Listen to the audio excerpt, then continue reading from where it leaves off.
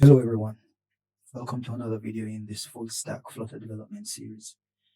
In this video we'll begin looking at our restaurant module where we'll be trying to create the different aspects of it in Flutter before we move on to our back end. And as with the previous module, before we start we tend to create a small architectural mockup of what we intend the system to look like.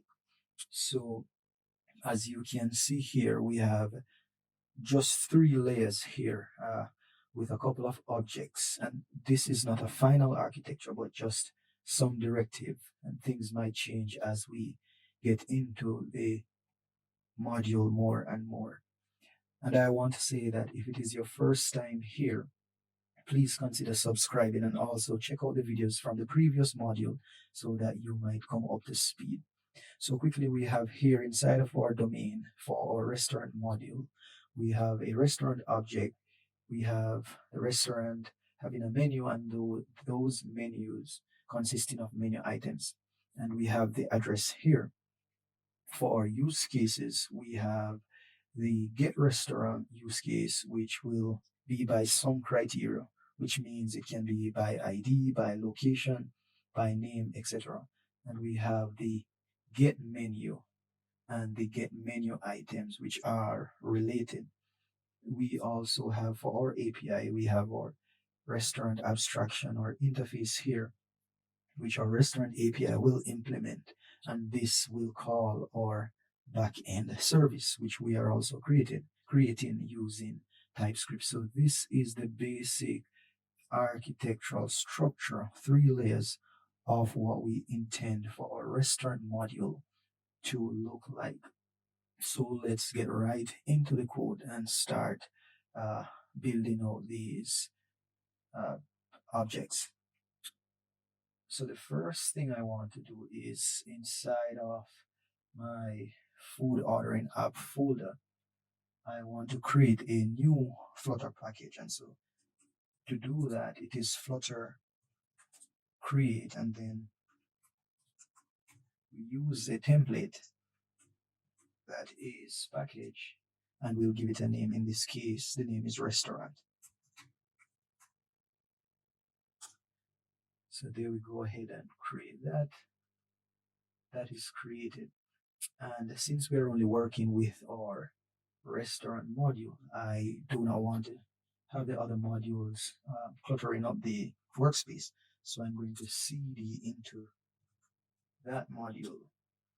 And then I'm going to open up Visual Studio Code by typing code period and enter. So here we are inside Visual Studio Code. And the first thing that I want to do is to quickly hide a few folders that are cluttering up my workspace. So I'm going to click that and I'm going to say hide. That should create a VS Code folder. Go again, hide. I'm going to hide all these. Hide.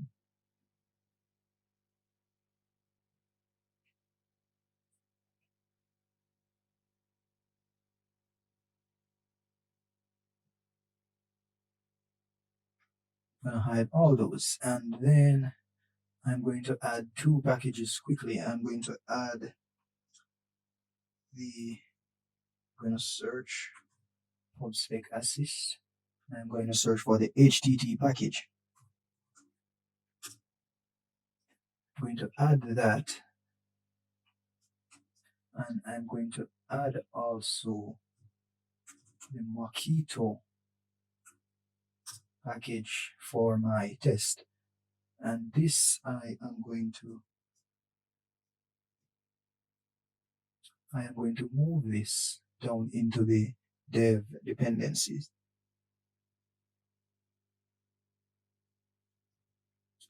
Quickly save this. So now that we have our dependencies up, I'll close that and I'll go into my lib. I'll create a source folder, and under that I'll create a domain, and the first object I'll create for my domain is my restaurant object. So for this, I'll quickly create my restaurant class. And as you can see here, I've added the properties, which is the name, the ID, the name, some image to be displayed based on the URL, the type of restaurant, meaning whether it's a fast food joint or some cuisine, Indian cuisine, Mexican, whatever.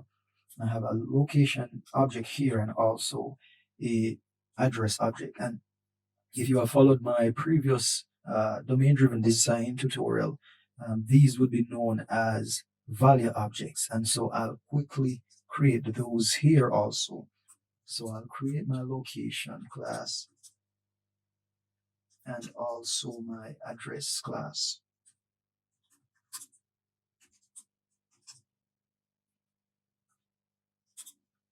Now the location is quite simple. It is just the longitude and the latitude, which will be stored for geolocation using the Google Maps API. And then for my address, I am storing street, city, parish, and zone. Now these addresses are based on what is required in where I am located. So these addresses are based on how addresses are formed in my country. Now you would have to create those addresses based on how the address is formed in your country. So these are the fields that are required where I am located. Now this is my restaurant and with all its properties. Next, I'll go ahead and create the menu.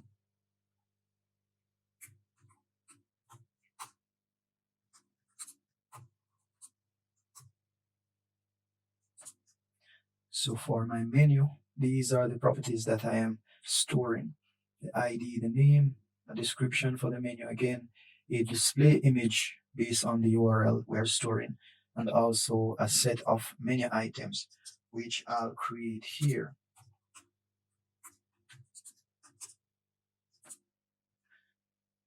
And these are the properties stored for the menu item. The name of the item, the description, set of image URLs. For example, if we're storing photos for each menu item, we have the price of that item. So these are the properties. Probably as we go further, these properties might change. We might add new properties. We might remove some of the properties. But for where we are now, this is sufficient. So I have created my domain objects in terms of my restaurant and my menu. And I will now add as another object my restaurant API contract.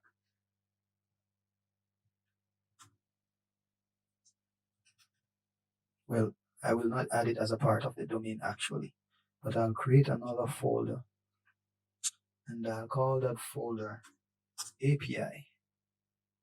And there I'll create the API contract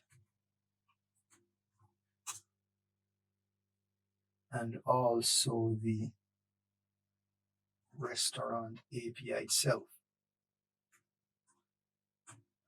which will implement the contract. So for my contract, I am going to create a abstract class, iRestaurant API.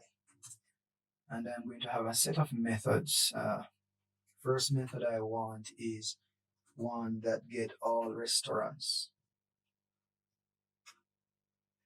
And since we are building for mobile and we do not want to load all the restaurants all at once when we call get all restaurant, what I'm going to do, I'm going to pass in here a integer, which is a page number. So this page number will decide what is loaded in terms of the next page. So this will be configured in the API or the back end so that it can fetch the restaurants based on pages. And each page might have, for example, 10, 20, 30 restaurants. So we can fetch 30 restaurants at a time. And as the person scrolls through, we can fetch more restaurants, but not all at the same time, given that would consume a lot of data and might possibly cause log or lagging in the app. So I want to get all restaurants. This will return a future. This future will be a list of restaurants.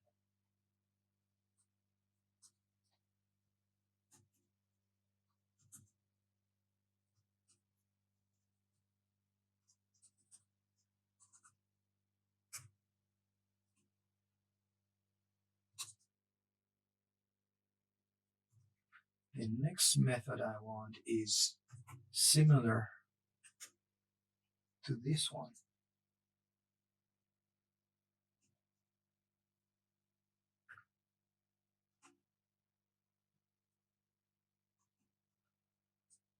But instead, this one is going to say get restaurant by location. So I'm going to require a page, but I am also going to require a location.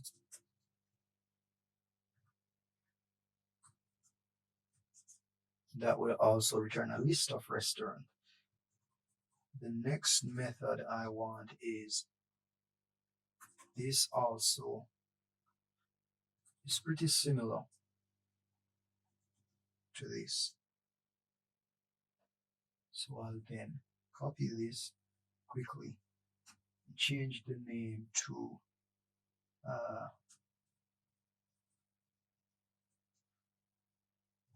find restaurants. And this is based on when the user searches for a restaurant. And I'm going to say page, and the string is supposed to be the search term. So when the user searches for a restaurant, and the last two is one to get a particular restaurant, and this is based on ID. So the only thing I need here is the restaurant ID, and this will return a future. So it will return a future restaurant. And the last one is this one is get restaurant menu, and this one I'm going to pass in the restaurant ID. So you pass in the restaurant ID, and there we have the, so that we can get the restaurant menu. Now for the implementation of our restaurant API itself,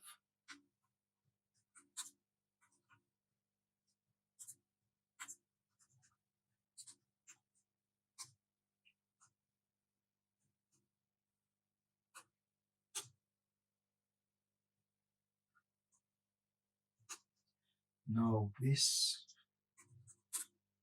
is gonna accept the client, in this case the HTTP client,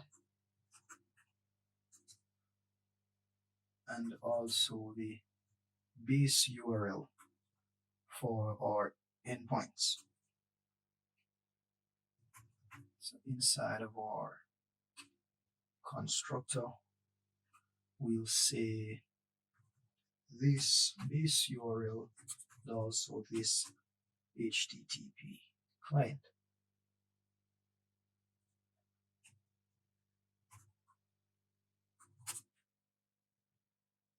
Now this client comes from the HTTP library or package, so I'm just going to say HTTP dart. There we have our client. Now, in order to create our APIs, I am going to go ahead,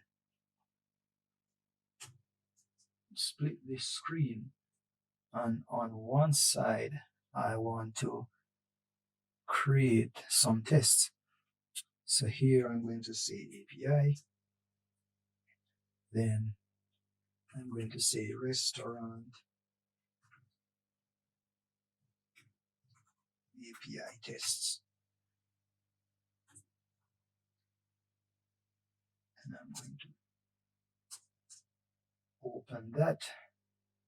So now we can write our tests as we create or build out our API calls.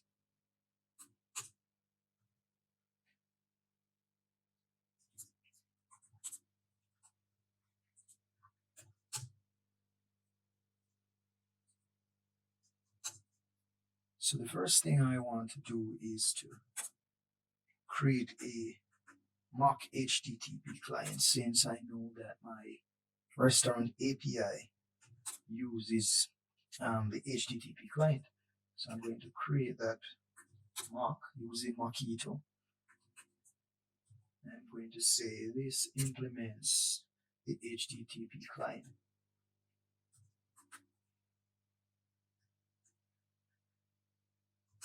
Now let me quickly import these. So I'll import HTTP as HTTP. Then I'll quickly import that. So now for my test, I'm going to set up my system under test, which is my restaurant API. I'm going to create the dependencies, which is the HTTP client, and then in the setup method, I am going to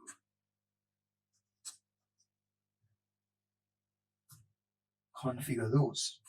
So I'm going to say client equal to HTTP client.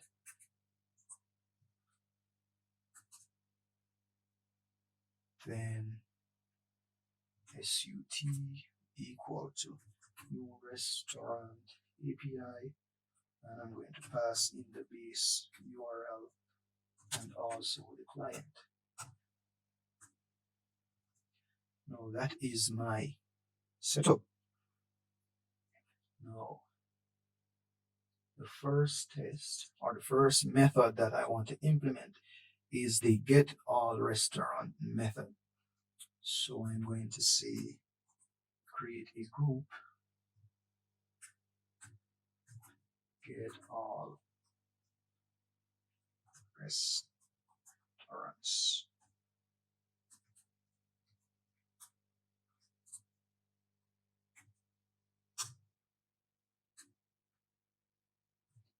And for the first test,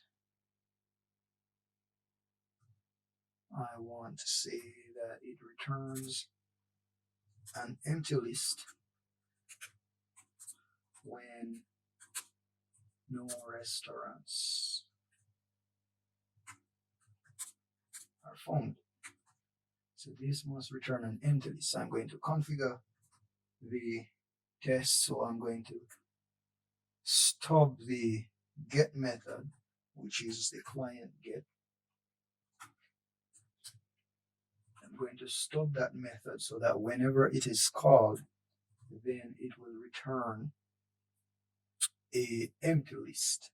So in this case, I want it to return a HTTP response, and that response will have a JSON object, which is JSON encode,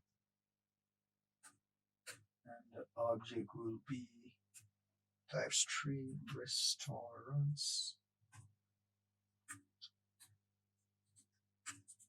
That will be empty list. The status should be 200 somewhere here. First, this is a async method, so it should be async here. Then a status code of 200. No, I want my test to be async also.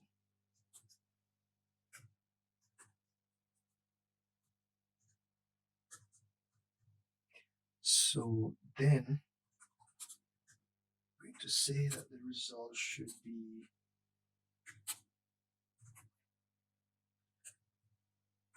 with SUT get all restaurants page 1.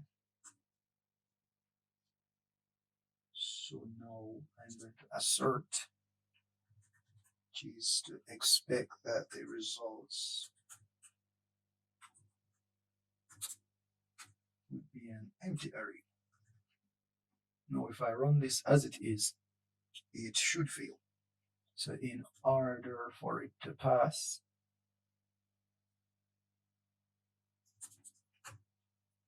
I'm going to find the get all restaurant method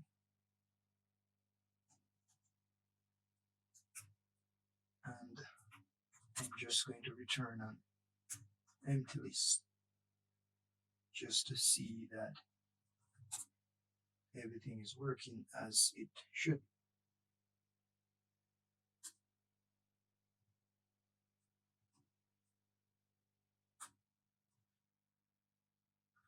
So now if I go ahead and run my test,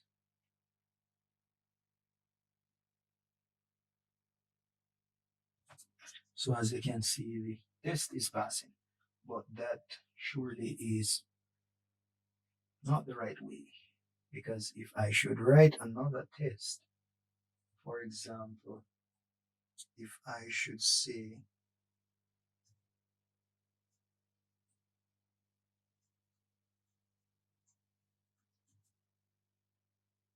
let me copy all of this down,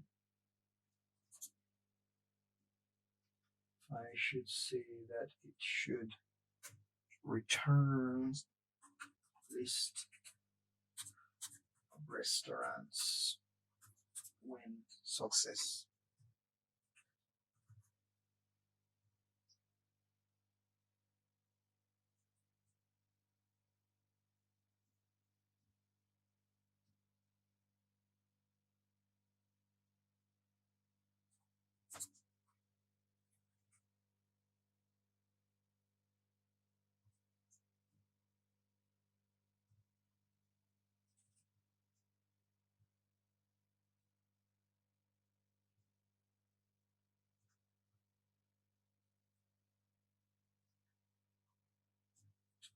Here I should return a list of restaurants. So I'm going to create a JSON method that returns a list of JSON objects based on the restaurants. So I'm going to say restaurant JSON.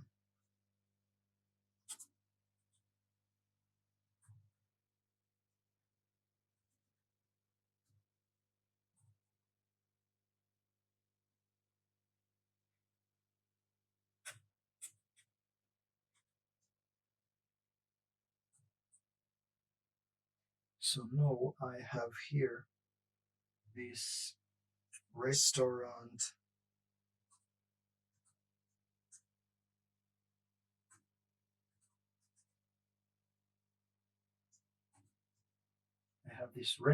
JSON method, and pretty much what it does is it returns a list of restaurants. So I created some restaurants with ID, name, type, image URL, and then the location is another JSON object, the longitude and latitude, and also the address. And I have 2 restaurants returning an array here of 2 restaurants. So if I should go back and run this single test, then it surely will give a failure.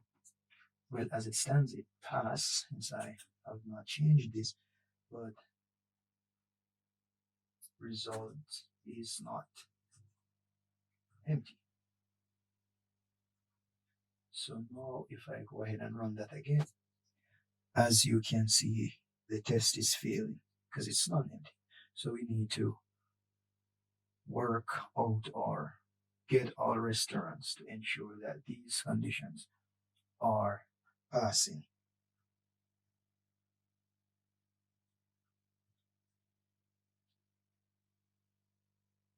So here inside of our get all restaurant, we'll go ahead and set up the endpoint, which is the base URL plus the path to our backend endpoint, which in this case we'll set it as restaurants, and we must pass the page as a query parameter. So page $page. So that is our endpoint. Then we'll go ahead and say response is equal to HTTP client, say get, and we'll pass in our endpoint. Now this is an async method, so we need to wait here. Then what I'll do is say return, and I'm going to create a private method called parse restaurants JSON, and I'm going to pass in the response.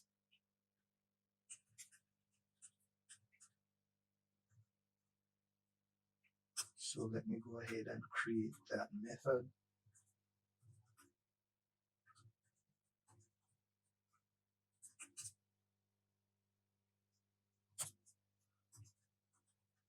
This method accepts a response object.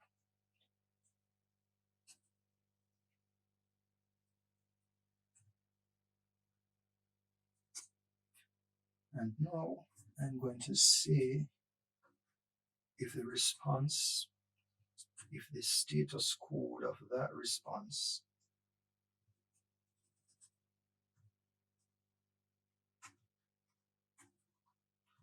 if it is not equal to 200, then I'm just going to return a empty list. Otherwise, I am going to extract or decode the JSON result from it. Response body. Then I am going to return the list of restaurants if this key is present in the JSON. So if it is not null, then I'm going to return the list of restaurants. So here I'll create another method called restaurants from JSON, and I'll pass the JSON object to it. Otherwise, I'm going to return empty list. So if the key is not present, if we get a 200 status code but the key is not present, I am going to return an empty list. If the key is present and there are restaurants, then I'm going to pass it to this function to parse the JSON, to convert the JSON objects into actual restaurant objects to return.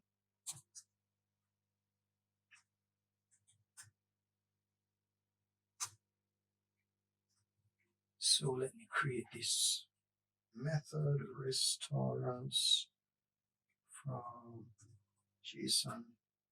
This accept the JSON object, which is of type string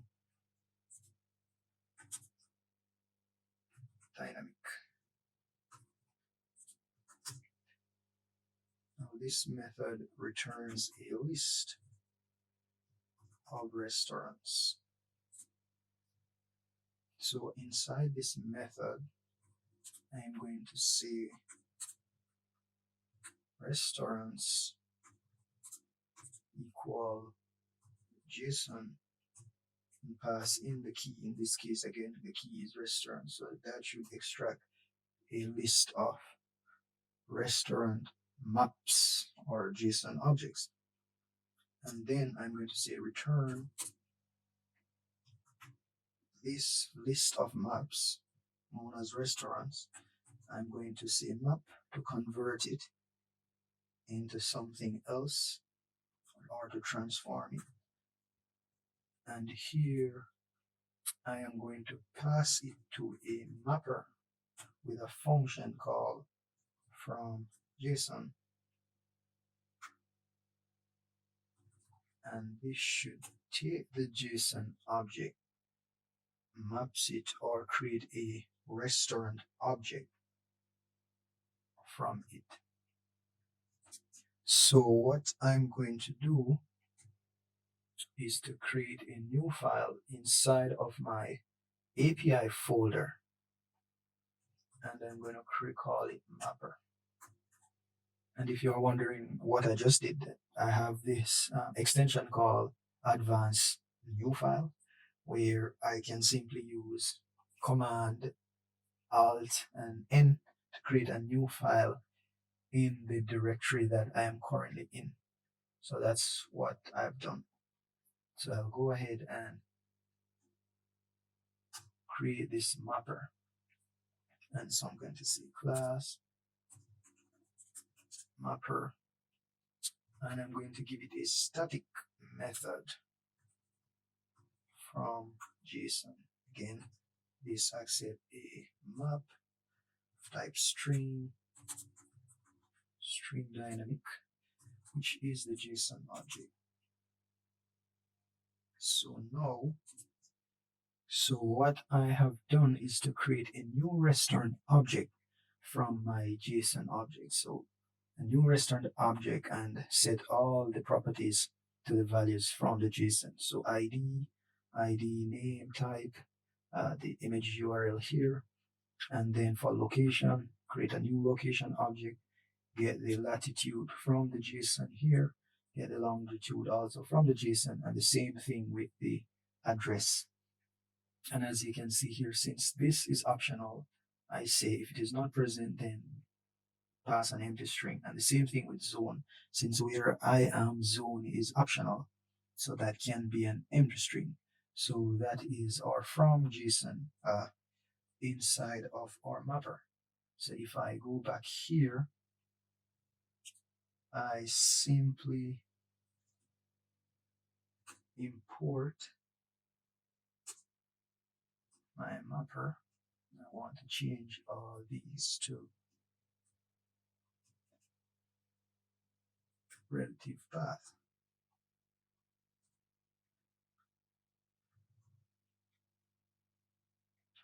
So now if I go back to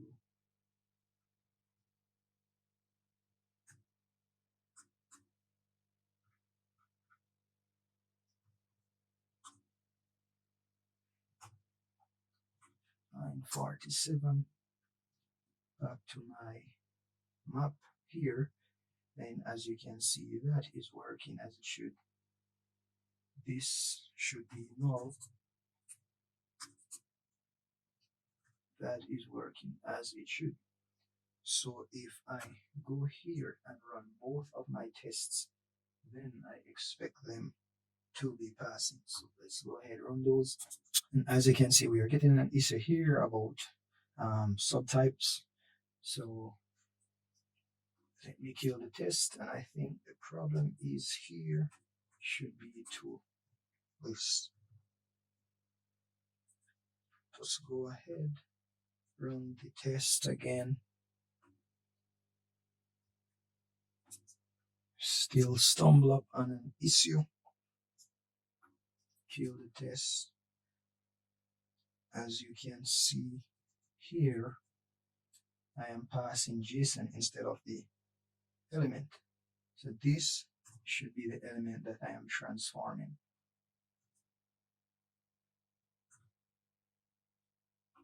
Just run the test again. As you can see, I'm still getting that error. It's a casting error. So let us go ahead and cast this to type restaurant. If I run the tests again, so now I have my tests passing. So we have created our get restaurants API and we have written tests for those. I want to write one last test before I end this video since it's getting pretty long. Let me apologize for the font size. I did not realize that I didn't change the font size up until now, so I apologize guys for the small font size that I've been using. So I just want to write one last test before I finish up this video. I'm just going to copy this down.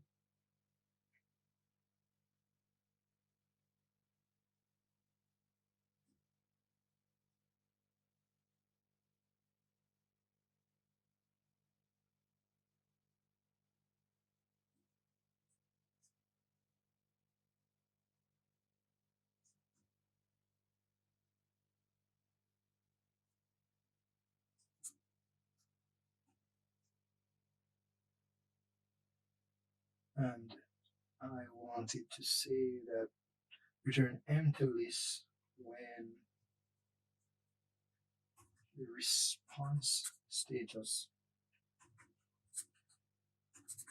is not 200. So I'm just going to pass it here a empty JSON object. And I'm going to give this a 401 status. Gonna run the tests again. I'm expecting that all should pass.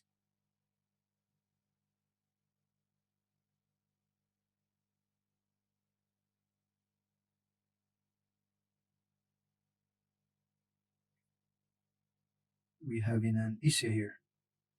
So let us check that out right here.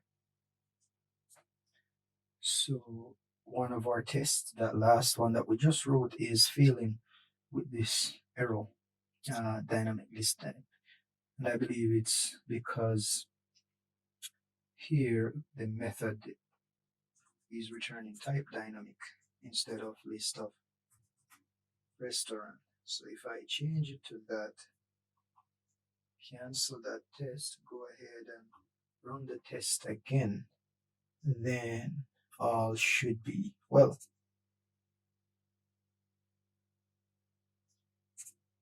So now we have all three tests passing. So that's it for this video. We have implemented just one of our API calls. The other ones will be pretty simple, following the same test-driven approach. Many of them are similar, so we'll be just copying and pasting some of these tests, copying and pasting some of these code also, and just refactoring a little bit to keep our code dry. So I do not want to make this video any longer, so thank you guys for tuning in. Thank you for watching. We will continue building out the rest of the API in the next video. And again, if it's your first time, please consider subscribing, liking the video, share as we build out this full stack Flutter app development and using proper software design principles. These ideas are transferable to any project that you are working on. So tune in and follow as we go through this awesome project. So see you in the next one.